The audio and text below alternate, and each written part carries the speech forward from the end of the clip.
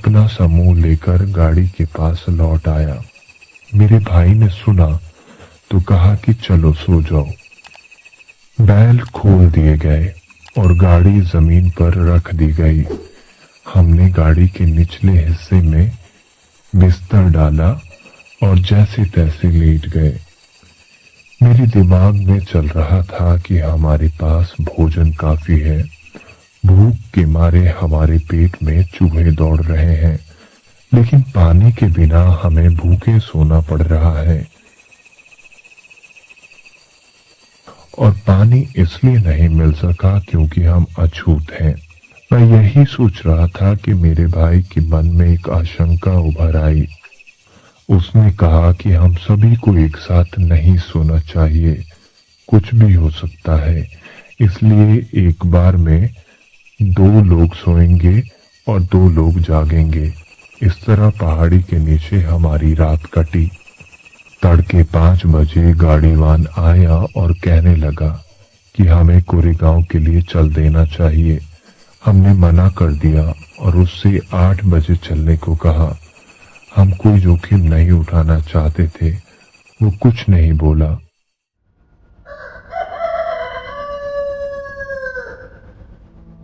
आखिर हम 8 बजे चले और 11 बजे कोरेगांव पहुंचे। मेरे पिता हम लोगों को देखकर हैरान थे। उन्होंने बताया कि उन्हें हमारे आने की कोई सूचना नहीं मिली थी। हमने कहा कि हमने चिट्ठी भेजी थी। बाद में पता चला कि मेरे पिता के नौकर को चिट्ठी मिली थी, लेकिन वो उन्हें देना भूल गया था। इस घटना की मेरे जीवन में काफी अहमियत है। मैं तब 9 साल का था। इस घटना की मेरे दिमाग पर अमिट छाप पड़ी। इसके पहले भी मैं जानता था कि मैं अछूत हूं और अछूतों को कुछ अपमान और भेदभाव सहना पड़ता है। मसलन स्कूल में मैं अपने बराबरी के साथियों के साथ नहीं बैठ सकता था। मुझे एक कोने में अकेले बैठना पड़ता था। मैं ये भी जानता था कि मैं अपने बैठने के लिए एक बोरा रखता था और स्कूल की सफाई करने वाला नौकर वो बोरा नहीं छूता था, क्योंकि मैं अछूत हूं। मैं बोरा रोज घर लेकर जाता और अगले दिन लाता था। स्कूल में मैं यह भी जानता था कि ऊंची जाति के लड़कों को जब प्यास लगती तो वे मास्टर से पूछकर नल पर जाते और अपनी प्यास बुझा लेते थे। पर मेरी बात अलग थी। मैं नल को छू नहीं सकता था, इसलिए मास्टर जी की इजाजत के बाद चपरासी का होना जरूरी था। अगर चपरासी नहीं है तो मुझे प्यासा ही रहना पड़ता था। घर में भी कपड़े मेरी बहन धोती थी। सतारा में धोबी नहीं थे, ऐसा नहीं था। हमारे पास धोबी को देने के लिए पैसे नहीं हो, ऐसी बात भी नहीं थी। हमारी बहन को कपड़े इसलिए धोने पड़ते थे क्योंकि हम अछूतों का कपड़ा कोई धोबी धोता नहीं था। हमारे बाल भी मेरी बड़ी बहन काटती थी, क्योंकि कोई नाई हम अछूतों के बाल नहीं काटता था। मैं ये सब जानता था, लेकिन उस घटना से मुझे ऐसा झटका लगा जो मैंने पहले कभी महसूस नहीं किया था। उसी से मैं छुआछूत के बारे में सोचने लगा। उस घटना के पहले तक मेरे लिए सब कुछ सामान्य था, जैसा कि स्वर्ण हिंदुओं और अछूतों के साथ आम तौर पर होता है।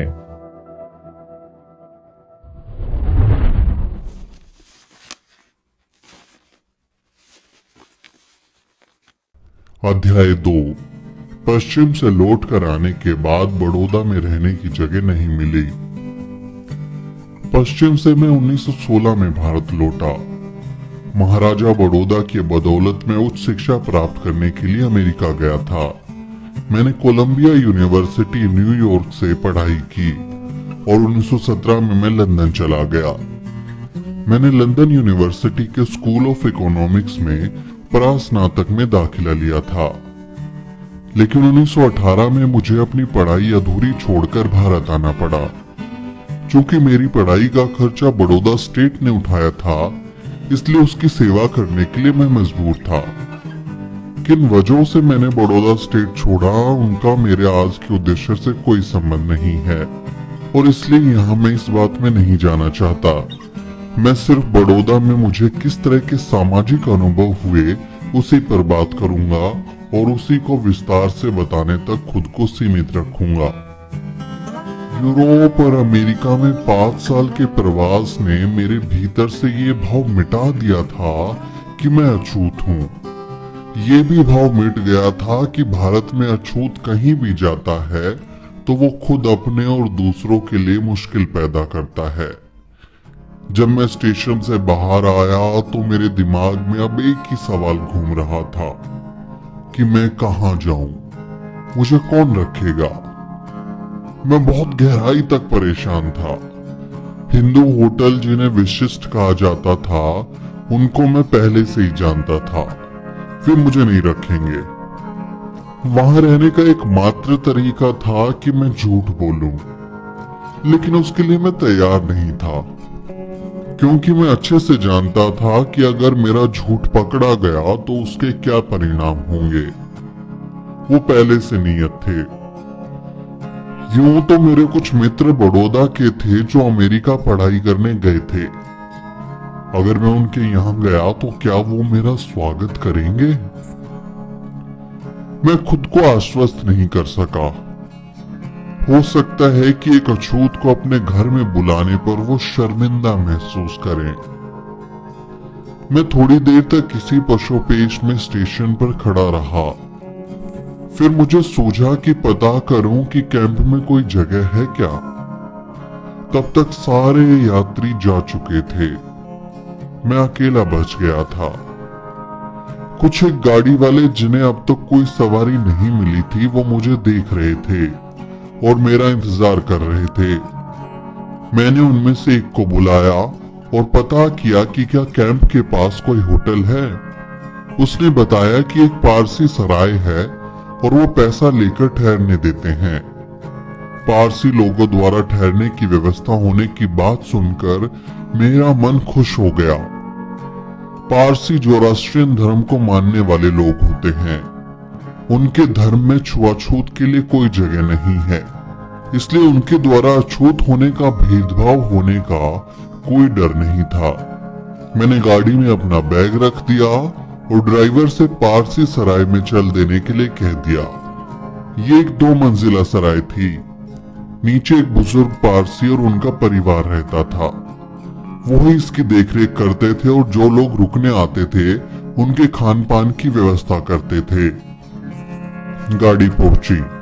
पारसी केयरटेकर ने मुझे ऊपर ले जाकर कमरा दिखाया। मैं ऊपर गया और इसी बीच गाड़ीवान ने मेरा सामान लाकर रख दिया। मैंने उसको पैसे देकर विदा कर दिया। मैं खुश था कि मेरे ठहरने की समस्या का समाधान हो गया है। मैं कपड़े खोल रहा था, थोड़ा सा आराम करना चाहता था। इसी बीच केयरटेकर एक किताब लेकर ऊपर आया। उसने जब मुझे देखा कि मैंने सदरी और धोती, जो कि खास पारसी लोगों के कपड़े पहनने का तरीका है, नहीं पहना था, तो उसने तीखी आवाज में मुझसे मेरी पहचान पूछी। मुझे मालूम नहीं था कि ये पारसी सराय सिर्फ पारसी समुदाय के लोगों के लिए थी। मैंने बता दिया कि मैं हिंदू हूँ। वो अचंभित था और उसने सीधे कह दिया कि मैं वहां नहीं ठहर सकता। मैं सकते में आ गया और पूरी तरह शांत रहा। फिर वही सवाल मेरी ओर लौट आया कि कहाँ जाऊं। मैंने खुद को संभालते हुए कहा कि भले ही हिंदू हूं, लेकिन अगर उन्हें कोई परेशानी नहीं है तो मुझे यहाँ ठहरने में कोई दिक्कत नहीं है। उसने जवाब दिया कि तुम यहाँ कैसे ठहर सकते हो? मुझे सराय में ठहरने वालों का ब्यौरा रजिस्टर में दर्ज करना पड़ता है। मुझे उनकी परेशानी समझ में आ रही थी। मैंने कहा कि मैं रजिस्टर में दर्ज करने के लिए कोई पारसी नाम रख सकता हूँ। तुम्हें इसमें क्या दिक्कत है? अगर मुझे नहीं है तो तुम्हें कुछ नहीं खोना पड़ेगा, बल्कि तुम तो कुछ पैसे ही कमाओगे। मैं समझ रहा था कि वो पिघल रहा है। वैसे भी उसके पास बहुत समय से कोई यात्री नहीं आया था और वो थोड़ा कमाई का मौका नहीं छोड़ना चाहता था। वो इस शर्त पर तैयार हो गया कि मैं उसको 1.5 रुपए ठहरने और खाने का दूंगा और रजिस्टर में पारसी नाम ही लिखूंगा। वो नीचे गया और मैंने राहत की सांस ली। समस्या का हल हो गया था। मैं बहुत खुश था। तब तक मैं ये नहीं जानता था कि ये मेरी खुशी कितनी क्षणिक है। लेकिन इससे पहले कि मैं इस सराय वाले किस्से का दुखद अंत बताऊं, उससे पहले मैं ये बताऊंगा कि इस छोटे से अंतराल के दौरान मैं वहां कैसे रहा। इस सराय की पहली मंजिल पर एक छोटा सा कमरा और उसी से जुड़ा हुआ स्नान घर था, जिसमें नल लगा हुआ था। उसके अलावा एक बड़ा हॉल था। जब तक मैं वहां रहा, बड़ा हॉल हमेशा टूटी कुर्सियों और बेंच जैसे कबाड़ से भरा रहा। इसी सब के बीच में अकेले यहाँ रहा। केयरटेकर सुबह 1 कप चाय लेकर आता था, फिर वो दोबारा 9:30 बजे मेरा नाश्ता या सुबह का कुछ खाने के लिए लेकर आता था, और तीसरी बार वो रात 8:30 बजे रात का खाना लेकर आता था। केयरटेकर तभी आता था जब बहुत जरूरी हो जाता था, और इनमें से किसी भी मौके पर वो मुझसे बात करने से बचता था। खैर, किसी तरह ये दिन बीते। महाराजा बड़ौदा की ओर से महालेखागार ऑफिस में मेरी प्रशिक्षु की नियुक्ति हो गई। मैं ऑफिस जाने के लिए सराय को 10 बजे छोड़ देता था और रात को तकरीबन 8 बजे लौटता था, और जितना हो सके कंपनी के दोस्तों के साथ ही समय व्यतीत करता था। सराय में वापस लौट के रात बिताने का विचार ही मुझे डराने लगता था। मैं वहां सिर्फ इसलिए लौटता था क्योंकि इस आकाश तले मुझे कोई और ठौर नहीं था। ऊपर वाली मंजिल के कमरे में कोई भी दूसरा इंसान नहीं था जिससे मैं कुछ बात कर पाता। मैं बिल्कुल अकेला था। पूरा हॉल घुप अंधेरे में रहता था। वहां कोई बिजली का बल्ब, यहाँ तक कि तेल की बत्ती तक नहीं थी जिससे अंधेरा थोड़ा कम लगता। केयरटेकर मेरे इस्तेमाल के लिए एक छोटा सा दीपक लेकर आता था, जिसकी रोशनी बमुश्किल कुछ इंच तक ही जाती थी। मुझे लगता था कि मुझे सजा मिली है। मैं किसी इंसान से बात करने के लिए तड़पता था, लेकिन वहां कोई नहीं था। आदमी न होने की वजह से मैंने किताबों का साथ लिया और उन्हें पढ़ता गया। मैं पढ़ने में इतना डूब गया कि अपनी तन्हाई भूल गया।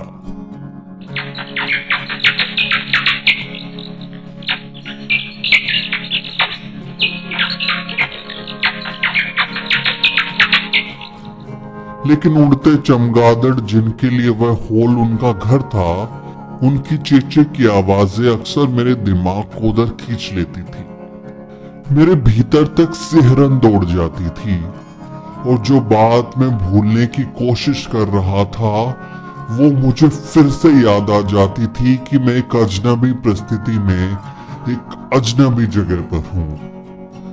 कई बार मैं बहुत गुस्से में भर जाता था। फिर मैं अपने दुख को और गुस्से को इस भाव से समझाता था कि भले ही ये जेल थी, लेकिन एक ठिकाना तो है। कोई जगह न होने से तो अच्छा है कोई जगह होना।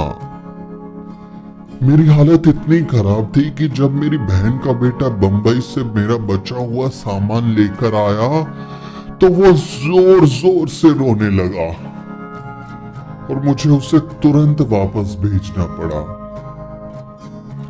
इस हालत में मैं एक पारसी सराय में पारसी बनकर रहा। मैं जानता था कि ये नाटक ज्यादा दिन नहीं कर सकता और मुझे किसी दिन पहचान लिया जाएगा, इसलिए मैं सरकारी बंगला पाने की कोशिश कर रहा था। लेकिन प्रधानमंत्री ने मेरी याचिका पर उस गहराई से ध्यान नहीं दिया जैसी मुझे जरूरत थी। मेरी याचिका एक अफसर से दूसरे अफसर तक जाती रही। इससे पहले कि मुझे निश्चित उत्तर मिलता, मेरे लिए वो भयावह दिन आ गया।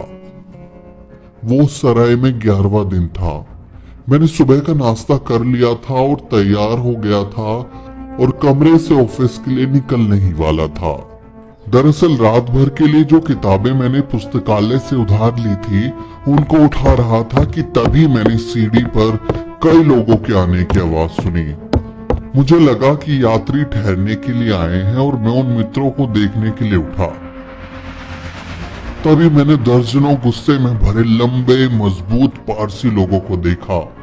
उनके हाथ में डंडे थे। वो मेरे कमरे की ओर आ रहे थे।